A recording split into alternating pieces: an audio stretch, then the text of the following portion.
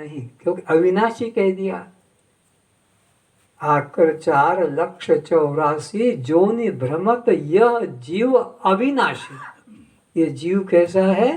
अविनाशी है। तो अविनाशी का नाश नहीं हो सकेगा। नाश तो जन्मने वाले का होगा। चाहे शस्त्र से काटा जाए, कि अग्नि से जलाया जाए, कि पानी से भिगोया जाए, कि पवन से सुखाया जाए, पर जीव तो अग्नि से भी नहीं जलता, शस्त्र से भी नहीं कटता, वायु से भी नहीं सूखता और पानी से भी नहीं भीगता। तो ये अविनाशी जीवात्मा अपने शुभ अशुभ कर्म को करता है और उसका फल भोगता है इसी देह वृक्ष पर बैठकर। और ऊपर वाला जो पक्षी है वो कुछ करता नहीं, वो केवल देखता है कि ये जो कुछ कर रहा है, बस वो इसके कर्म में हाँ ना भी नहीं करता कि ऐसा मत कर, ऐसा कर। वो तो देखता है। जैसे बिजली का करंट, चाहे हीटर, कूलर, पंखा, टीवी लगाओ, कि चाहे दोनों उंगलियां घुसा दो, सर्किट कंप्लीट हो जाएगा। तो ऐसे आत्मा देव है। तो ये कैसे पता लगेगा, इसका हमें अनुभव कैसे होगा? तो बोले एक ही मार्ग है, ज्ञानादेव तु कैवल्यम।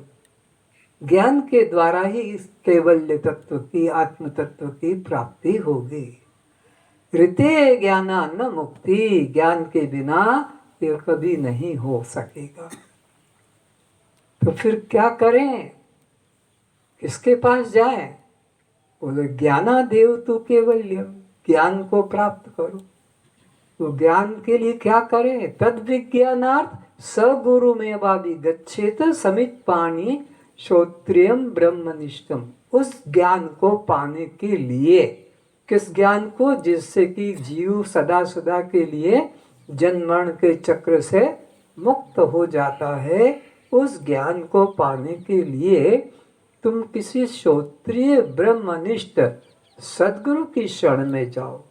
श्रोत्रिय और ब्रह्मनिष्ठ, जो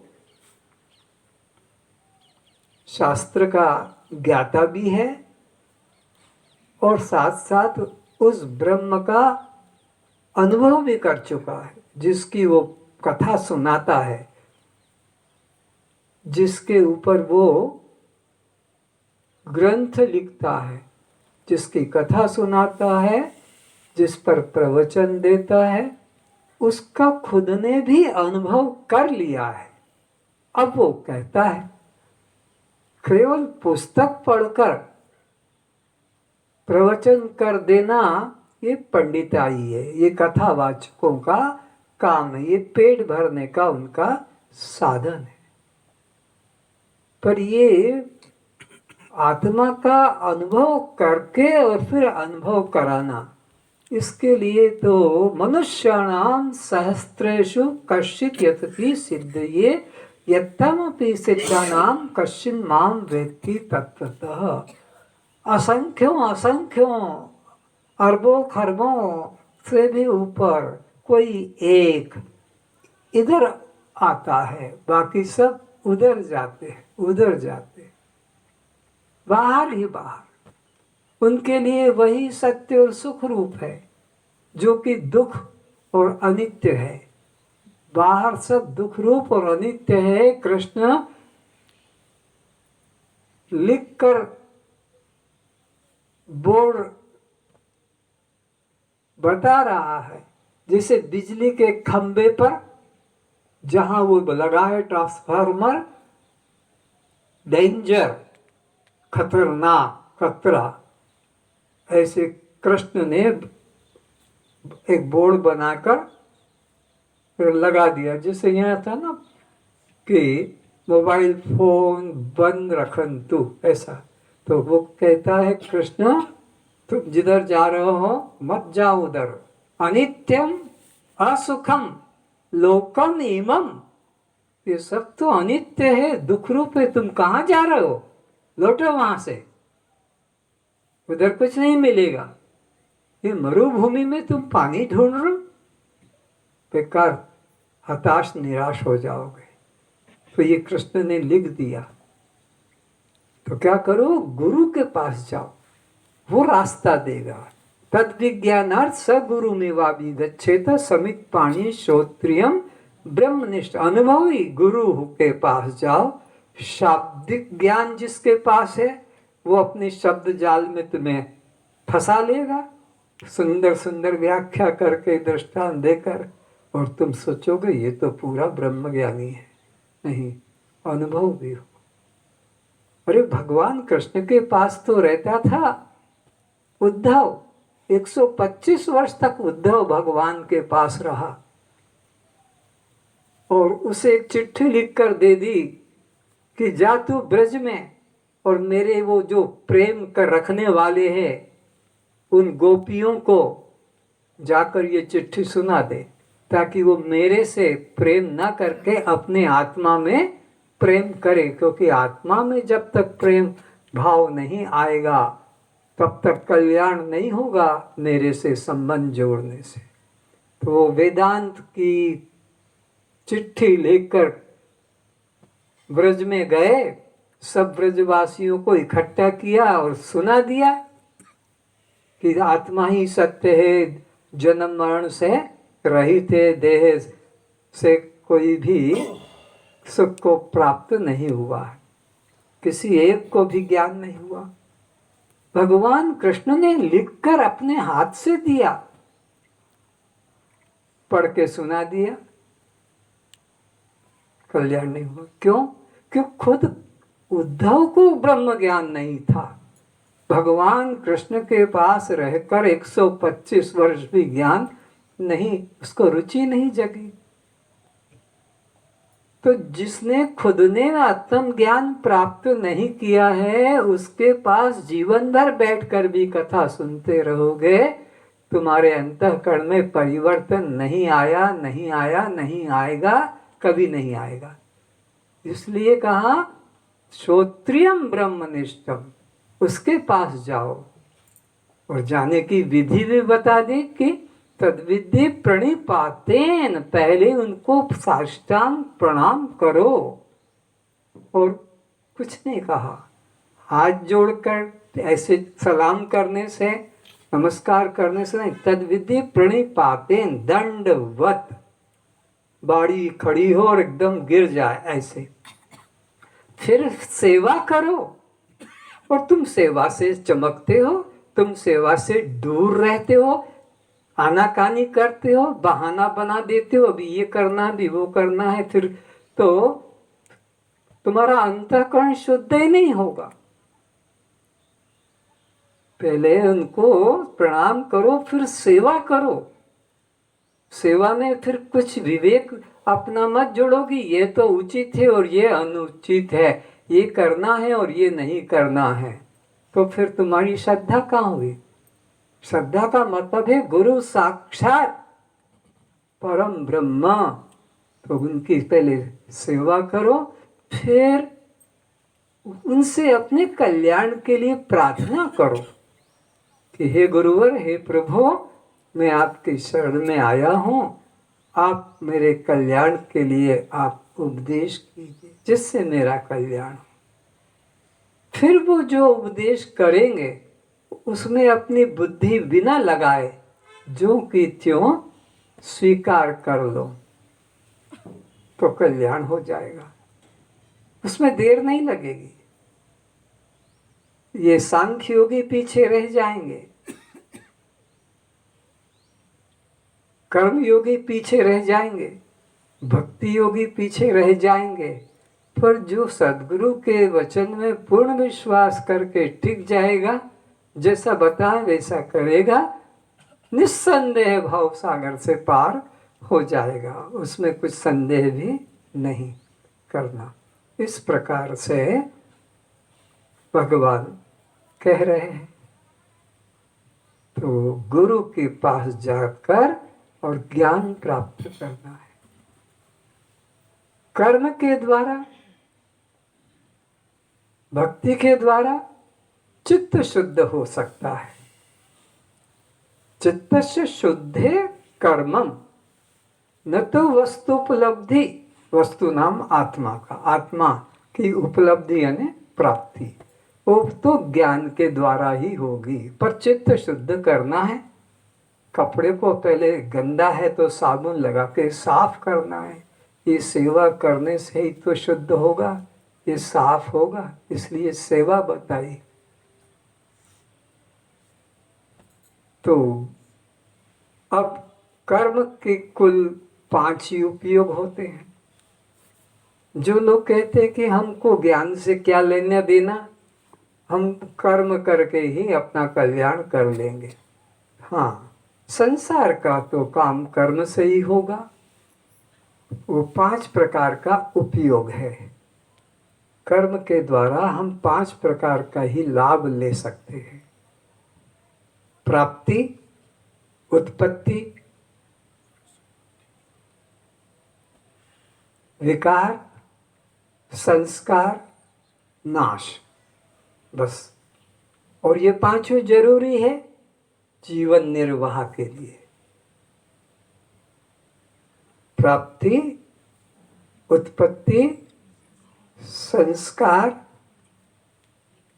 विकार और नाश। तो अब संसार में तो जरूरी है प्राप्ति करो जो चीज तुम्हें चाहिए, नहीं तो जीवन कैसे चलेगा। प्राप्ति नहीं मिलती है तो उत्पत्ति करो, उत्पत्ति भी जरूरी है। चाहे वो चाष करें, खेती करें, पौधे लगाएं, फल तैयार करें, और परिवर्तन, उनका रूपांतर करो, धान को तैयार करो, गेहूं को पीसो, तब जाकर वो काम आएगा। फिर उसमें मिर्च मसाला जो मिलाना है वो करो, और अगर अच्छा नहीं लगता है तो फेंक दो, कड़वा है। बना तो लिया, खा के देखा, अरे ये तो कड़वा है, तो बोले फेंको। तो संसार में ये 5 चाहिए, प्राप्ति भी हो, उत्पत्ति भी हो, विकार और संस्कार और नाश। तो अज्ञानी कहता है जैसे हम संसार में हमारा जीवन निर्वाह कर लेते हैं इन 5 के द्वारा, हमें क्या करना है, ज्ञान से हम परमात्मा को भी इसी तरह पालेंगे। तो समझिए इस बात, कर्म करने से संसार के अंदर तो आपको जीवन निर्वाह हो जाएगा, पर परमात्मा की प्राप्ति, मुक्ति की प्राप्ति कर्म से नहीं होगी। कि कर्म का पहला उपयोग क्या बताया, प्राप्ति। तो परमात्मा के लिए आपको प्राप्ति रूप कर्म करना नहीं, क्योंकि वो पहले से ही प्राप्त है। परमात्मा किसी को अप्राप्त नहीं है, वो पहले से ही प्राप्त है। तो आपका कर्म का पहला उपयोग परमात्मा के तरफ व्यर्थ चला गया, परमात्मा के तरफ कर्म की उपयोगिता नहीं। तो फिर उत्पत्ति रूप कर्म करके देखे परमात्मा के लिए, तो कहा नहीं भैया वो तो अजन्मा है, अजन्मा की उत्पत्ति कभी होती ही नहीं है, और जिसकी उत्पत्ति होती उसका फिर नाश हो जाता है, और जिसका नाश हो जाता वो कभी अविनाशी परमात्मा, सत्य परमात्मा नहीं हो सकता। तो परमात्मा के लिए न प्राप्ति रूप कर्म उपयोगी है, न उत्पत्ति रूप कर्म उपयोगी है। तो चलो विकार रूप कर्म करके देखे, तो पता लगा कि परमात्मा के तरफ रूपांतर विकार कर्म नहीं, क्योंकि परमात्मा निराकार है। तो निराकार में विकार नहीं हो सकता, साकार में विकार होगा, साकार में विकार होता है, निराकार में नहीं। अभी आकाश को हम गोली से मार दें, तोप छोड़ दें, तो क्या टुकड़े होकर गिरेंगे? उठ के भागोगे किधर? ऊपर से टुकड़े गिरेंगे, बोले वो टुकड़े हो गए ही नहीं। क्यों? वो निराकार है। तो निराकार में विकार नहीं हो सकता। आत्मा ऐसा ही अपना तुम्हारा निराकार है, तो इसमें विकार कर्म नहीं हो सकता कि 2 से 4 हाथ हो जाए, या 3 आँख हो जाए, ऐसा कुछ भी नहीं। तो कर्म के तीनों उपयोग बेकार हो गए, प्राप्ति, उत्पत्ति और बेकार, परमात्मा में नहीं लगे। चौथा देखो संस्कार। भी संस्कार तो वहां करना पड़ता जहां मलिनता है, अशुद्धि है। आप जिस छत पर बैठे हो, पता नहीं कितने दिन पहले पानी गिरा होगा, वर्षा हुई होगी, तो उसके बाद मिट्टी जम गई थी। तो ज्योति ने और सीताराम ने मिलकर इसको पूरा रगड़ के साफ स्वच्छ कर दिया जहाँ मलिनता है। परमात्मा तो नित्य शुद्ध है, उसके लिए ना गंगा जल लाना है तुमको, ना धूप अगरबत्ती लगाना है, और ना तुम्हें चंदन घिसना है, ना उसके लिए तुम्हें कुछ फूल लाके चढ़ाना है। वो तो नित्य शुद्ध है। तो परमात्मा के लिए न प्राप्ति कर्म करना है, न उत्पत्ति कर्म करना है, न विकार कर्म करना है, न संस्कार कर्म करना है। अब आ गई नाश की बात। तो परमात्मा के हमारे बीच में कौन विकार रुकावट डाल रहा है, उसको हटाओ।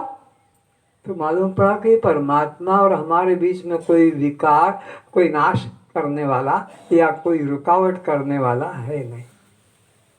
तो परमात्मा के और हमारे बीच में रुकावट किस बात की है? रुकावट तो तब होती जब परमात्मा हमसे दूर होता। इस पहाड़ के उधर परमात्मा होता तो हमें चढ़ना मुश्किल पड़ता। ये बच्चे तो छलांग मार के चल जाएंगे, पर ये बूढ़ा आदमी तो गिर जाएगा। रुकावट आ गई। नहीं, परमात्मा तो अंदर बैठा है, उसके लिए बाहर जाने की जरूरत, मंदिर जाने की जरूरत, तीर्थ जाने की जरूरत नहीं है। परमात्मा हृदय में बैठा हुआ है। ईश्वर सर्वभूतानां हृदय से अर्जुन तिष्ठति। तो फिर ये कैसे मिलेगा? बस ज्ञानादेव तु केवल्यम, ज्ञान कर लो कि वह मुझसे भिन्न अन्य नहीं है। अष्टावक्र जी हम तुम सभी श्रोताओं को पिछले कुछ दिनों से यही उपदेश दे रहे हैं कि हे आत्मन, तू देह से अपने को अलग जान, तू देह नहीं, जन्म मरण तेरा नहीं है, तू तो दृष्टा साक्षी आत्मा है। सुने, अभी तक देह की तीनों अवस्था के संबंध में अन्वय व्यतिरेक बोध किया। अब 3 शरीरों के संबंध में अन्वय व्यतिरेक देखेंगे। अष्टावक्र जी कहते हैं, हे जनक, अभी तक मैंने तुझे 3 अवस्थाओं का विवेक कराया अन्वय व्यतिरेक के द्वारा। 3 कौन कौन सी है वो? यह जागृत, स्वप्न और सुषुप्ति। इन 3 अवस्थाओं का विवेक कराया अन्वय व्यतिरेकता के द्वारा।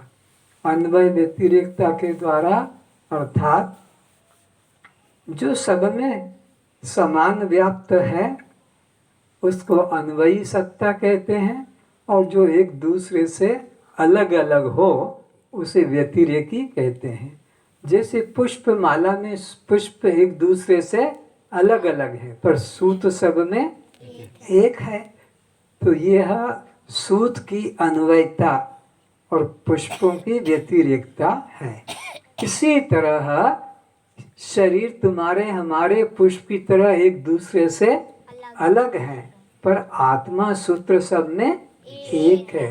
वो अन्वयी सत्ता, ये विवेक कराया कि वह आत्मा ही तुम हो, तुम यह जन्मने मरने वाला शरीर नहीं हो।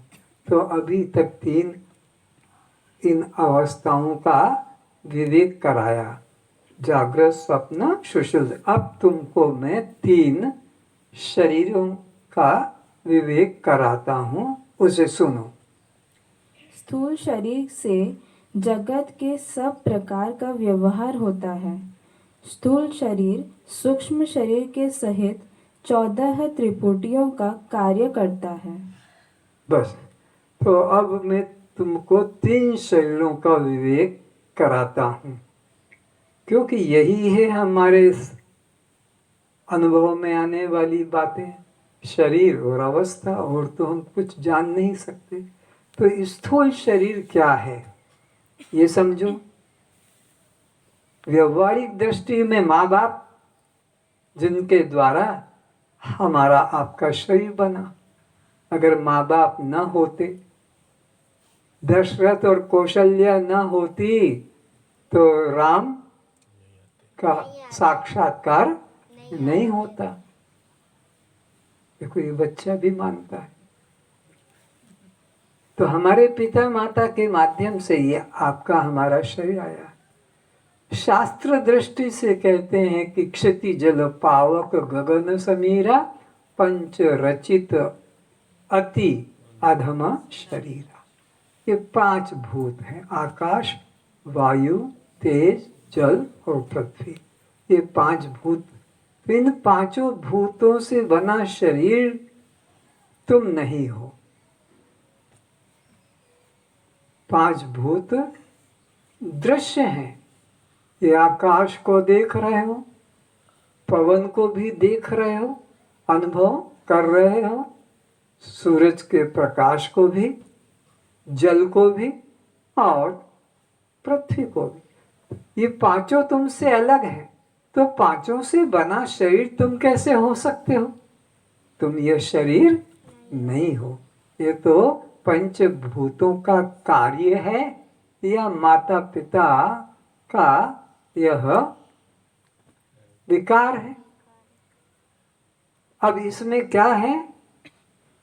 इसमें है 5 कर्मेंद्रिय, 5 ज्ञानेंद्रियां, 5 प्राण और मन बुद्धि चित्त अहंकार। इस प्रकार यह 17 या 19 तत्व का सूक्ष्म शरीर है। तो यह सूक्ष्म शरीर के सहारे स्थूल शरीर चल रहा है। 5 ज्ञानेंद्रिय, 5 कर्मेंद्रिय, 5 प्राण और मन बुद्धि चित्त अहंकार। तो यह भी तुम नहीं हो।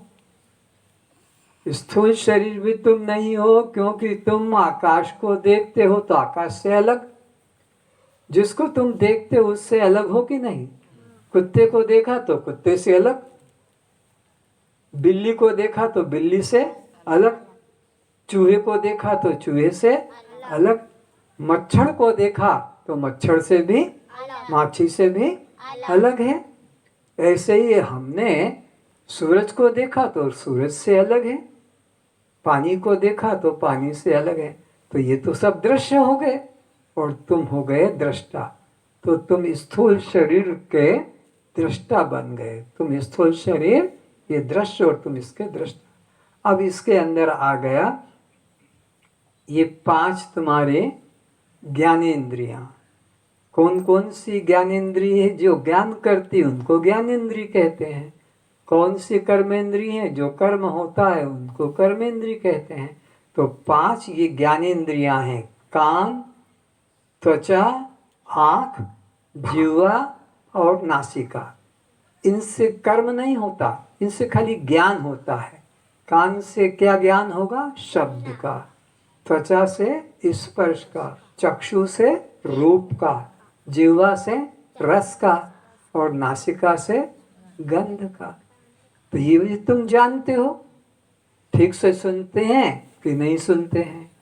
स्पर्श होता है, छूने में पकड़ने में कैसा लगता है वो भी जानते हो। रूप दिखता है कि नहीं दिखता है वो भी जानते हो। स्वाद आता है कि नहीं आता है, खट्टा है कि मीठा है कि वो भी जानते हो। सुगंध है कि दुर्गंध है।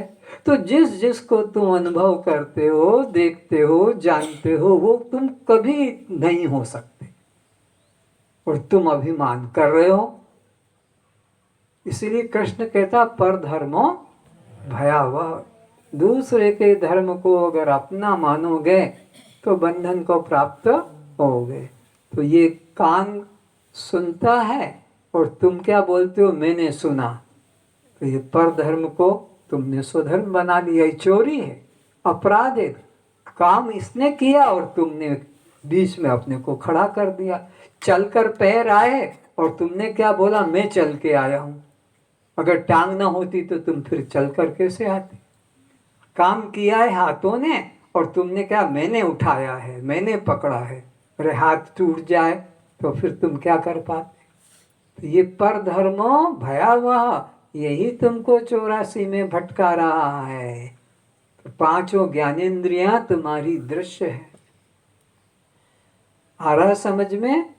क्योंकि इनके काम को तुम जानते हो, ठीक हुआ कि कम हुआ कि नहीं हुआ, ठीक देखती है कि कम देखती है कि बिल्कुल नहीं देखती, ठीक सुनती है कि कम सुनते हैं कि बिल्कुल नहीं सुनते हैं, ठीक चला जाता है कि कम चला जाता है कि नहीं चला जाता है, ठीक काम करते हैं कि कम कि बिल्कुल। तो ये तो सब तुम्हारे दृश्य बन गए। तुम ये कैसे हो सकते हो?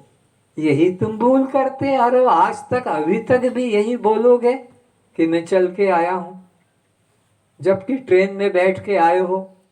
ट्रेन में बैठ के आया और कहोगे मैं चल के आया हूँ भुवनेश्वर से, या मैं आया हूँ बम्बई से। हम कहाँ ट्रेन चल के आई है, प्लेन चल उड़ के आया है। हम तो बैठे बैठे यहाँ आ गए। यहाँ से बैठे वहाँ उतर जाते हैं, वहाँ से बैठे। लेकिन घमंड करते हैं उनका। कृष्ण कहते हैं पर धर्मो भयावह, तुम दूसरे के धर्म को अपना धर्म मत मानाओ। तो ये पांचों ज्ञानेंद्रियों को अब क्या जानो, ये दृश्य और तुम उसके दृष्टा। तुम क्या हो? दृष्टा। दृष्टा है ना, देखने वाले, करने वाले नहीं। करने वाले ये है पांचों, हम तो देखने वाले हैं। जैसे घर में नौकर काम करते हैं, हम तो देखते हैं, हम थोड़ी करते हैं। झाड़ू पोछा बर्तन मांजना कपड़े धोना ये तो सब नौकर करते हैं, हम तो देखने वाले हैं। तो ऐसे ही हम अपने इन पांचों ज्ञानेंद्रियों के साक्षी दृष्टा हैं। अब आ गई पांचों कर्म इंद्रियां। तो पैरों का काम है चलने का, ठीक होता है, दौड़ना होता है, उठना बैठना होता है या नहीं होता है हम जानते हैं। तो ये भी हम नहीं। हाथों का काम भी पकड़ना छोड़ना उठाना होता है, वो भी हम जानते हैं, नहीं होता वो भी, ये भी दृश्य है। ऐसे ही मल मूत्र ठीक से होता है कि नहीं होता है उसको भी हम जानते हैं। वाणी से ठीक से बोला जाता है कि नहीं बोला जाता है उसे भी हम जानते हैं। तो ये पांचों के पांचों कर्मेंद्रियां भी हमारी दृश्य हो गई और हम इससे पृथक इनके दृष्टा हो गए। तो इनके कर्मों में अहंकार मत करना, न ज्ञानेंद्रियों के कर्म में अहंकार करना, न कर्मेंद्रियों के कर्म में अहंकार करना। अब आ गए प्राण, ये जो श्वास, ये भी ठीक भीतर बाहर होते हैं कि कुछ तकलीफ होती है श्वास लेने में छोड़ने में, तो हम डॉक्टर के पास जाते हैं कि हमारे श्वास लेने में कष्ट हो रहा है। तो फिर वो आपको कुछ ऑक्सीजन वगैरह सिलेंडर के पाइप लगा देते हैं। तो इनका कभी अहंकार मत करना, ये प्राण। अब आ गया अंतःकरण, मन बुद्धि चित्त अहंकार।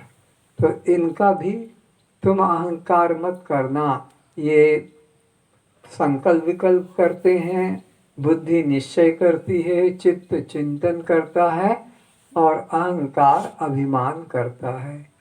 तुम मन के संकल्प विकल्प को भी देखते हो, बुद्धि के निश्चय को भी देखते हो, चित्त के चिंतन को भी देखते हो और अहंकार के अभिमान को भी जानते हो। तो तुम इनके कर्मों में अपने को मत जोड़ो। ये दृश्य है अंतःकरण और उनकी वृत्तियां, तुम उनके साक्षी, उनके प्रकाशक हो। गुरु लोग अंतःकरण के अंदर ही वृत्तियों में उलझा कर बिठा देते हैं।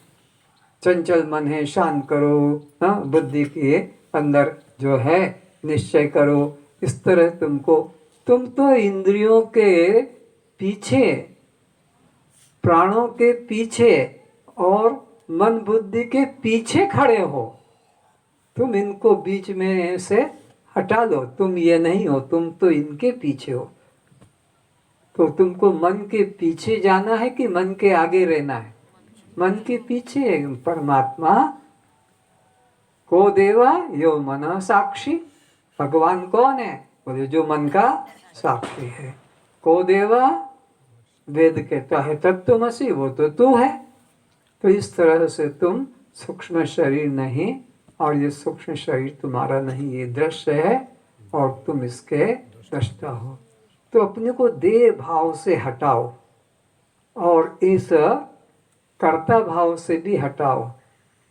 देह भाव से हटाओ। एक दृष्टांत देता हूँ। एक व्यक्ति तुम्हारे पास बैठा है, उसके बैग में आधा केजी वो मांस लेकर आया है। तो अब तुम्हारे को लगेगा कि ये आदमी उठकर कहीं चला जाए या मैं चला जाऊं, क्योंकि ये बैग में मांस है आधा केजी। तुम्हें उससे तकलीफ है, उसके बैग में आधा केजी है। पर इधर नहीं देखते हो कि ये 60 केजी का मांस का थैला लेकर तू भी तो चल रहा है। तेरे को कभी इच्छा हुई कि इसमें से निकलकर मैं चला जाऊं? वो एक व्यक्ति आधा केजी मांस लेकर जा तुम्हारे पास बैठा है, तो तुम्हें उससे नफरत हो रही है और तुम उठकर जाना चाहते हो, पर तुम खुद भी तो इस 60-70 केजी के मांस के थैले को, तुम्हारा कितना ज्यादा है क्या, इधर देख रही है। तो इस तरह से इस शरीर के अंदर इतना मांस है, इसमें से मैं कैसे निकल कर चला जाऊं, इससे कैसे दूर हो जाऊं, वो इच्छा नहीं है। उसमें तो मैं यह हूँ, मैं यह हूँ, ये मेरा नाम, ये मेरी जाति। पर ये नाम जाति तो मांस के थैले की है। तुम तो मांस का थैला नहीं हो, लेकिन तुम उससे नफरत करते हो। तुम्हारे पास में ट्रेन में, प्लेन में वो आते हैं खाना देने वाले, तो पूछते हैं भाई veg non veg, veg non veg कौन सा खाओगे? तो तुम कह देते हो कि भाई हमको तो वेजिटेरियन चाहिए, वेज। तो कहता है नॉन वेज। तो अब वो तुम्हारे पास बैठा है, वो उसमें अंडा भी है और वो क्या क्या होते हैं, वो मुर्गी के बच्चे, वो उसको, तो तुमको उससे घृणा आती है कि ये गंदा खा रहा है, इससे नफरत आ रही है। लेकिन ये भी नहीं देखते हो कि तुम भी तो इस मांस के टुकड़े को लेकर चल रहे हो। ये क्या है? मांस का टुकड़ा ही तो है। बड़े मजे से चूस रहे हो इसको, तो एक दूसरे को चूम रहे हो, चाट रहे हो, ये सब चुम्बन ले रहे हो, स्तन का कहो कि गाल का, ये सब मांस तो है। और तुम अपने को कहते हम तो अहिंसा वाले हैं। खा कर हिंसा हो। जब तक देह को मैं मानोगे सब हिंसक हो। जब तक देह को मैं मानते हो सब हिंसक हो। जिसने आत्मा को आत्मा जाना है बस वही अहिंसक है। तो ये जिह्वा भी तो मांस का टुकड़ा है कि और कुछ है? पकड़ के देख लो, कोई हड्डी भी नहीं है अंदर उसमें। तो एक संत ने कहा कि जिह्वा तो तभी भली जपे हरि का नाम। मुख में जीभ तो तभी भली है जब हरि का, भगवान का भजन करे। जिह्वा तो तभी भली जपे हरि का नाम, नहीं तो काट निकालिए मुख में भलो न चाम। मुख में चमड़े का टुकड़ा रखना अच्छा नहीं, ये जिह्वा चमड़े का टुकड़ा है।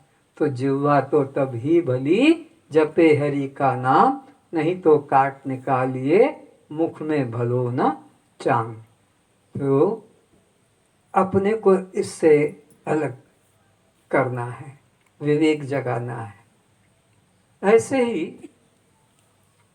किसी बेटे ने अपने बाप से रुपया मांगा कि मेरे को जूता लाना है रिबॉक का 5000 का। बाप ने कहा इतना मेरे पास नहीं है। और वो गुस्से में घर से चला गया। और चला गया तो आगे क्या देखा कि एक व्यक्ति की दोनों टांगे नहीं है, दोनों टांगे नहीं है, और वो अपना टांगे देख रहा है। तो उसके अंदर से वो क्रोध तो गया और विवेक जग गया कि परमात्मा ने मेरे को दो टांगे तो दी है। हॉस्पिटल में गया, मंदिर तो जाते जाते बूढ़े होकर मरने जा रहे हो, मंदिर जाना छोड़ो, जाओ तो हॉस्पिटल में जाओ और वहां देखो किसी के नाक में पाइप लगा हुआ है, किसी के पेट में छेद करके पाइप लगा हुआ है, किसी के मूत्र द्वार से पाइप लगा हुआ है, किसी के मल द्वार से पाइप लगा हुआ है, किसी को नाक से पिलाया जा रहा है। चारों तरफ छेद हो रहे हैं। तुम अपने को देखो कि मेरे पास तो आंख भी है, कान भी है, नाक भी है, मेरे तो कोई प्लास्टर नहीं चढ़ा, मेरे तो कोई पाइप नहीं लगे हैं ऑक्सीजन का। मेरे पर कितनी कृपा है परमात्मा की, प्रभु की कितनी कृपा है कि जो मुझे इतना सुरक्षित दिया।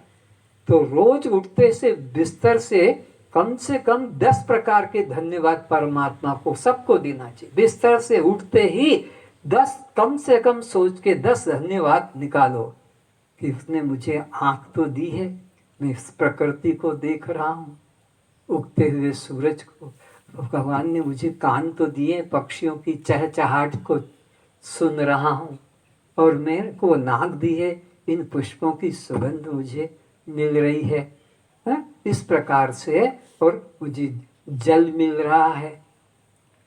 एक एक चीज को परमात्मा ने मुझे किडनी दी है, लीवर दिया है, अगर ये ना होते तो मेरा कैसा। इस तरह से धन्यवाद दो परमात्मा को। और हम परमात्मा को तो शिकायत करने जाते हैं, मंदिर में जितने जाते हैं, जितने मंदिर मस्जिद चर्च गुरुद्वारा ये सब शिकायत ग्रह बना लिए हैं। ये कब मिलेगा, ये कब मिलेगा, ये कब दोगे, उसको मिल गया मुझे नहीं मिला, इतने उपवास इतने जप इतना कर लिया। अरे धन्यवाद देने जाओ कि तूने मुझे ये दिया, तूने मुझे ये दिया, धन्यवाद दो। परमात्मा को शिकायत मत करो कि ये कब दोगे, अब कब दोगे। तो तुम देखो कि तुम्हारे पास में कैसी कैसी कीमती चीजें हैं। किसी व्यक्ति से पूछो अंधे से कि तेरी दोनों किडनी दे दे, मैं तेरे को 10 लाख देता हूँ। वो कहता मैं पागल हूँ, अपनी किडनी दे दूँ 10 लाख, और मांग रहा है कि भिखारी हूँ, कुछ दे दो, कुछ दे दो।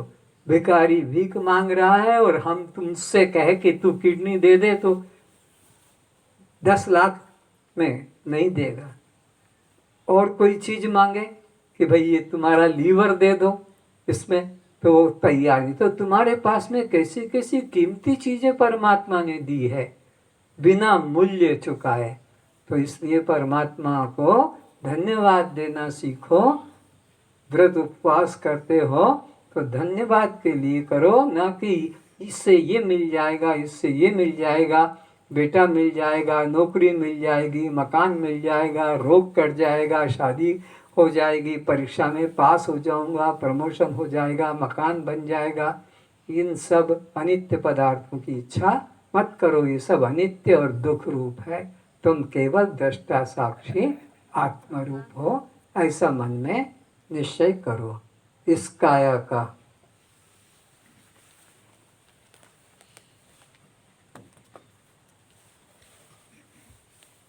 शुरू तो कर।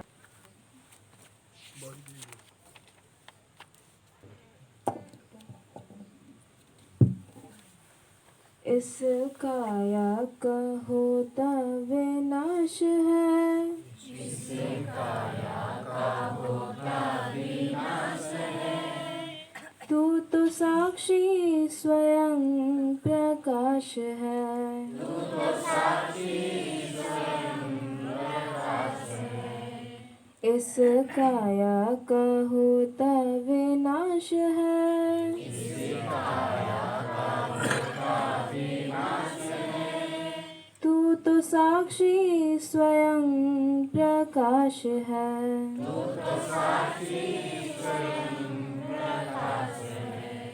पंचभूतों का तन विस्तारा,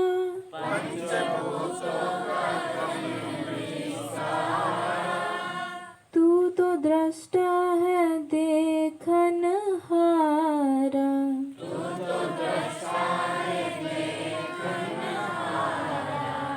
पंचभूतों का तन विस्तारा,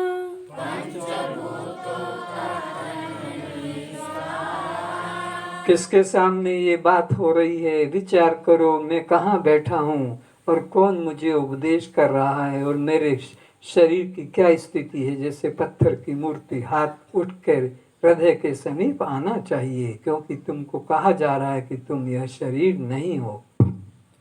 तू तो ज्ञाता है जानन हारा।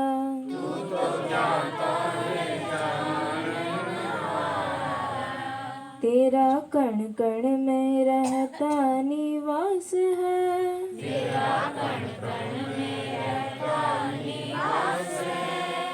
तू तो साक्षी स्वयं प्रकाश है।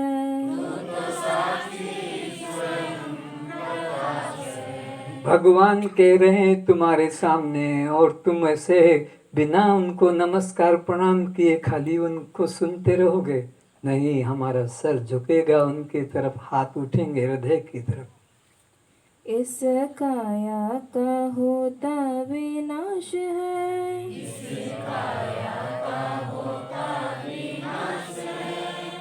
तू तो साक्षी स्वयं प्रकाश है।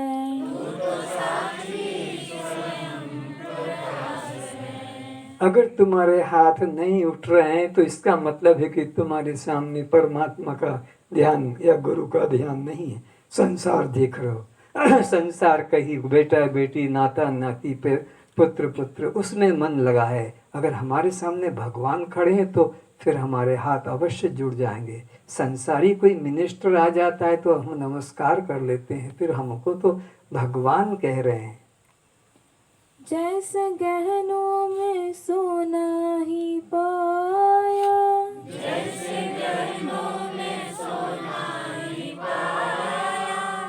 तैसे घट घट में तू ही समाया।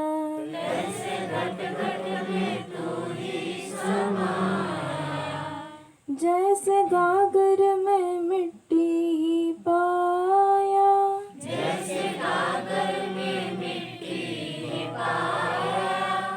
तैसे घट घट में तू ही समाया।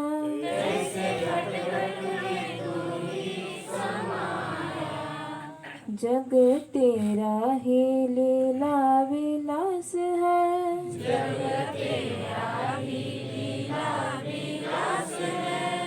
तू तो साक्षी स्वयं प्रकाश है।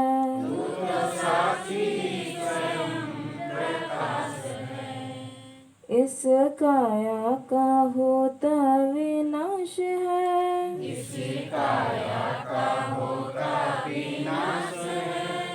तू तो साक्षी स्वयं प्रकाश है।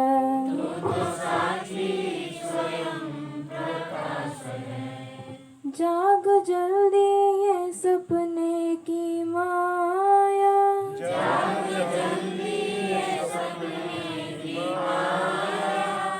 आपको भूल क्यों भरमाया।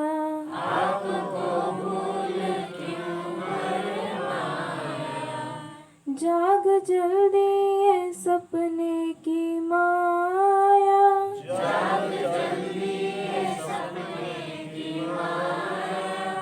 आत्म को भूल दे हमें फसाया।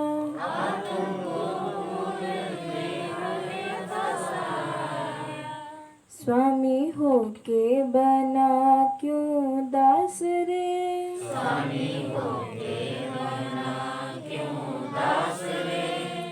तू तो साक्षी स्वयं प्रकाश है।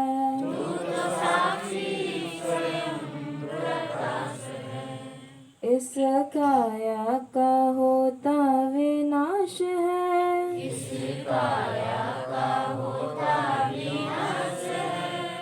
तू तो साक्षी स्वयं प्रकाश है, तू तो साक्षी स्वयं प्रकाश है। चारों वेद, 18 पुराण, 15 गीता, 5 रामायण, सब एक ही बात कहते हैं कि तू साक्षी है। बस तू अपने को साक्षी के अतिरिक्त कुछ अन्य मत जान। बाकी सब काम हो रहा है बाहर साक्ष्य में, दृश्य में। भूल तेरी है तू ही मिटा दे, भूल तेरी है तू ही मिटा दे। पूर्ण ब्रह्म हूँ निश्चय जगा ले, पूर्ण ब्रह्म हूँ निश्चय जगा ले। भूल तेरी है तू ही मिटा दे, भूल तेरी है तू ही मिटा दे। पूर्ण ब्रह्म हूँ निश्चय जगा ले, पूर्ण ब्रह्म हूँ निश्चय जगा ले। मिटे जन्म मरण की त्रास है, मिटे जन्म मरण की त्रास है।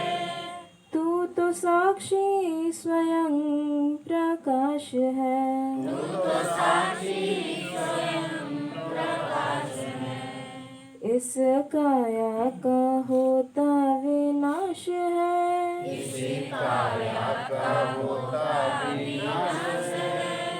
तू तो साक्षी स्वयं प्रकाश है, तू तो साक्षी स्वयं प्रकाश है। सर्वेषां स्वस्तिर्भवतु, सर्वेषां मङ्गलं भवतु, सर्वेषां पूर्णं भवतु,